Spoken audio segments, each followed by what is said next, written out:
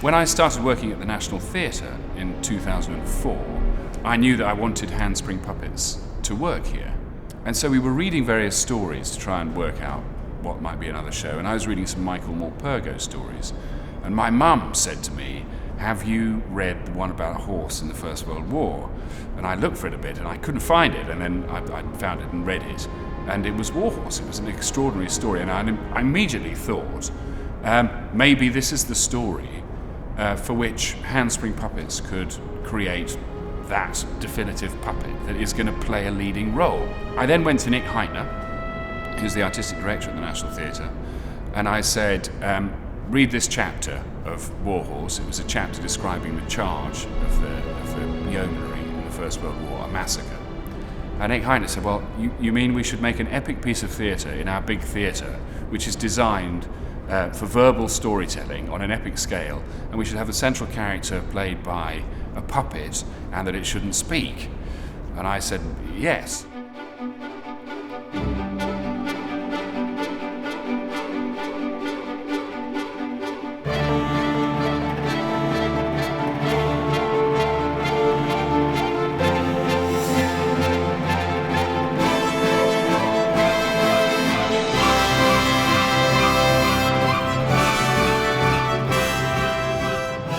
We know, all of us, that the best children's books, even picture books, which people think might just be written for little children, but the very best picture books by Quentin Blake or Where the Wild Things Are, or, you know, extraordinary stories which are told are for everyone. And a parent and a grandparent sitting reading one of these stories to a kid loves them.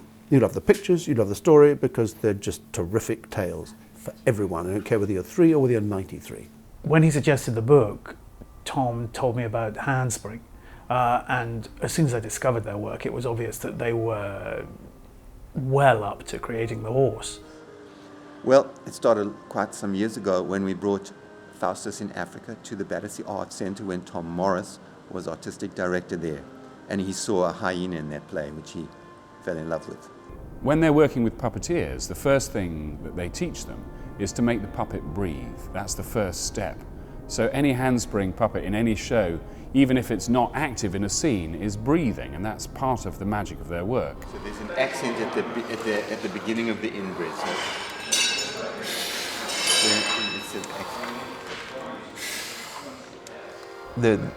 The first workshop we came to was when the project was still very much a question mark, and we were realizing that there were difficulties in adapting a novel about the war to the stage. I remember there was a critical moment where I asked an actor called Ed Woodall to pretend to be a horse, not to speak, and another actor called Sam Barnett. And Sam Barnett had a halter, a bit of rope, and I said to Sam, okay, you need to try and calm the horse down, played by Ed, until it will accept the halter on his face. And I said to Ed, don't accept the halter until the boys calmed you down. This can go on all day if you like, but just play it for real. And they improvised it, and really with no dialogue at all apart from, good boy, they created this extraordinary scene. And so we discovered two things there. We discovered that creating a realistic characterization of an animal in an absurd fashion, in that case by having a man pretending to be a horse, was a good building block for a compelling piece of drama, even if it wasn't led by the dialogue in the scene.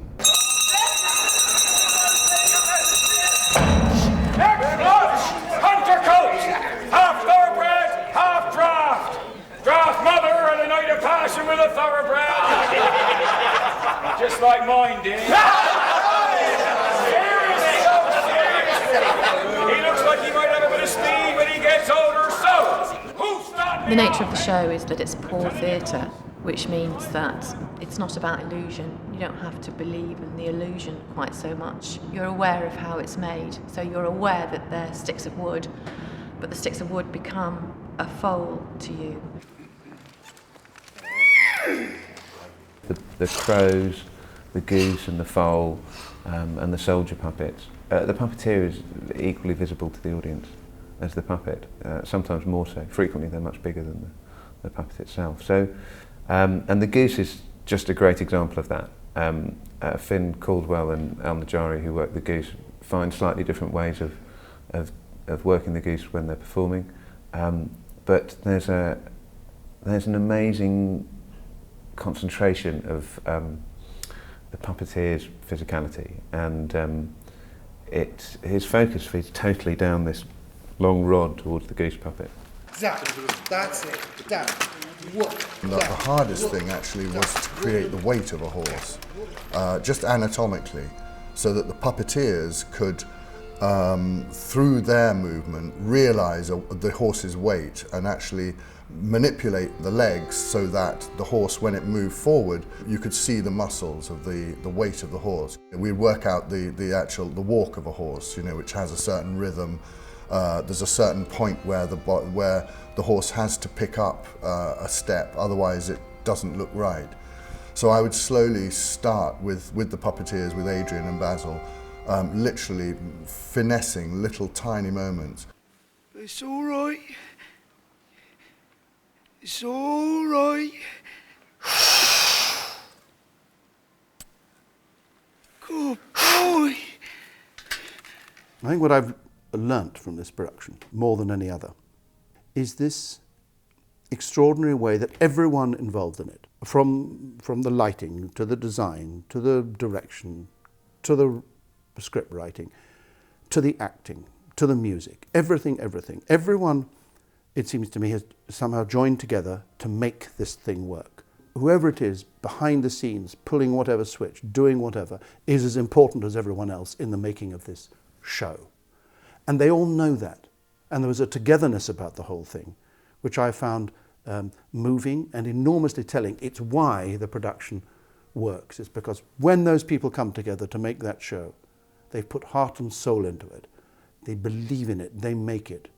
Unbelievable hard work, because I've watched them. I've watched these puppeteers sometimes, 3 of them together with no puppet around them, making all the movements, doing all the action, teaching each other of how it is to be a horse frightened, a horse worried.